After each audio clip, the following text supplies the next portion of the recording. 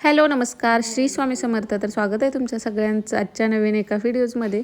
तर आता थोडे दिवस झालं रेग्युलर व्हिडिओ येत नाहीत. थोडंसं आता साफसफाई पण चालू आहे. आता संक्रांतीच्या वेळी काही जमलंच नाही, वरच्यावर केलेली आणि किचनमध्ये ना एखादा झुरळ दिसायला लागलेला, म्हणून सगळ्या ट्रॉल्याज अगोदर मी क्लीन केल्या. पण ट्रॉलीत तर कुठंच झुरळ दिसला नाही. कपाट इकडचं साफ केलं, त्यात पण नाही. सिंक खालचं हे म्हणजे सगळं अगोदर ट्रॉल्या वगैरे साफ करून झालं होतं माझं. नंतर हे किचनवरचं पण सगळं काढून किचन कट्टा सगळा वरच्या टाईल्स खिडक्या धुवून काढल्या. आणि ही खिडकी आहे ना इकडच्या साईडची, ही कधी जास्त खोलत नाही, इथं भरण्या वगैरेच असतात. तर त्या खिडकीत ना झुरळाची अंडी आणि छोटी पिल्ली दिसली. मला वाटतं ते तसंच पॅक राहिल्यामुळं ना मधली जी खिडकी असते जाळीची ना, ती कधी हलवतच नाही. तर त्या ठिकाणी झुरळ झालेले होते. तर बघा किचनमध्ये तरी ना सारखं माझा तर स्प्रेचा मारायचा चालू असतो 8 दिवसाला वगैरे. त्यामुळं खाली ट्रॉलीत काय झाली नाहीत, पण तिथं झालेले. आणि ती रात्रीचं ना किचनमध्ये आलं ना कधीतरी एखादा झुरळ असा दिसायचा. त्यामुळं हे सगळंच काढायचं होतं मला. तर आज सगळं साफसफाई करून घेतलेली. तर हा कालचा व्हिडिओ आहे. तर आज साफसफाईचा काय व्हिडिओ घेतला नाही, कारण माझा पूर्ण दिवसच त्यात गेलता. त्यामुळं सकाळपासून ते ना सकाळी स्वयंपाक झाल्यापासूनच मी ते करायला घेतलेलं, राहिलं की तसंच राहतं म्हणून.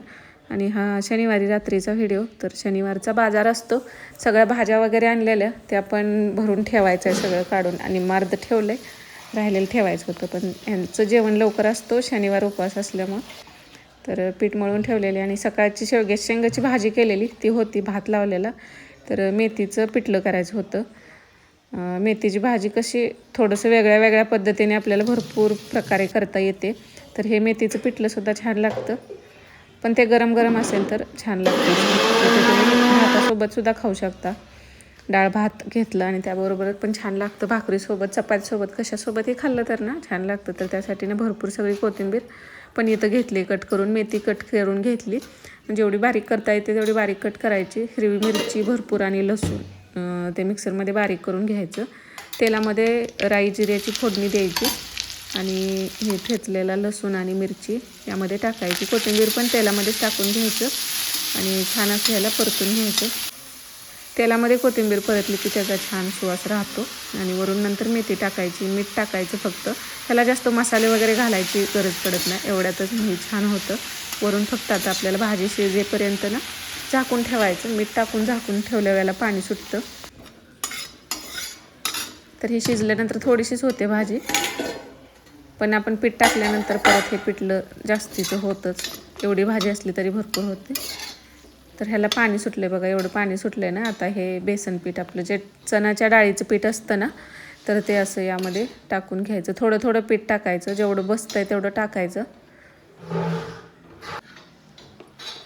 आणि हे मिक्स करत राहायचं.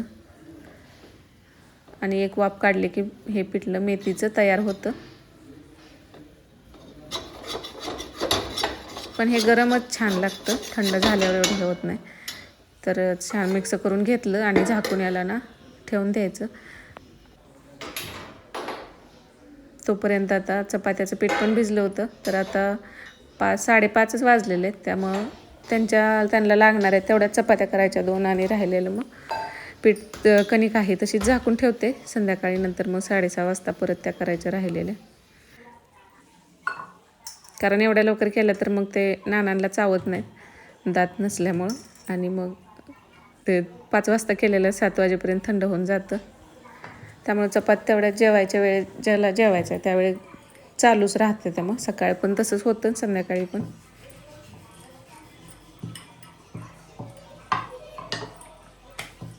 आणि ह्या वेळेचं ना मिठात थोडंसं खर लागत होती.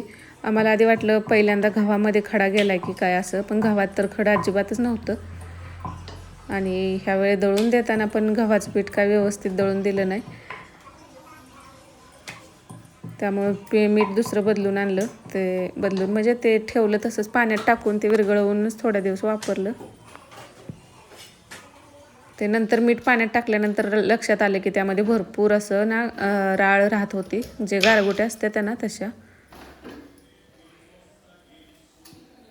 तर काय आपल्याला बेक वगैरे करायचं झालं तर म्हटलं शेंगदाणे, खारं शेंगदाणे वगैरे बनवायचं, तर त्यासाठी भाजण्यासाठी यूज होईल म्हणून ते ठेवलं तसंच बांधून साईडला. आणि दुसरं घेतलं मग. तर आज बाजार असतो तर रताळी आणली होती, तर त्यांच्यापुरत्याच चपात्या केल्या.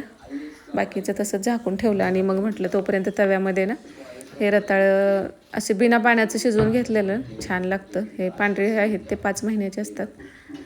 तोपर्यंत 5:45 वगैरे होत आलेले. आता थोड्या वेळात अंधार पडेलच म्हटलं तोपर्यंत दिवा लावून घेऊया.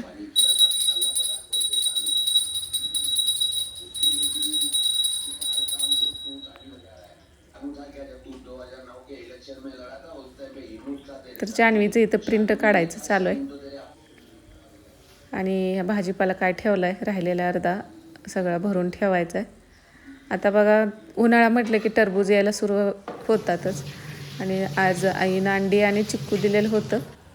तर ते पण अंडी काढून सगळी धुवून ठेवून घेतली. भाज्या वगैरे फ्रीजला लावून ठेवल्या.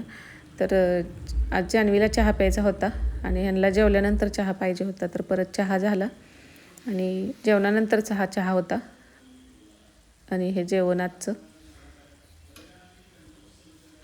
तर असा होता आजचा छोटासा व्हिडिओ. श्री स्वामी समर्थ.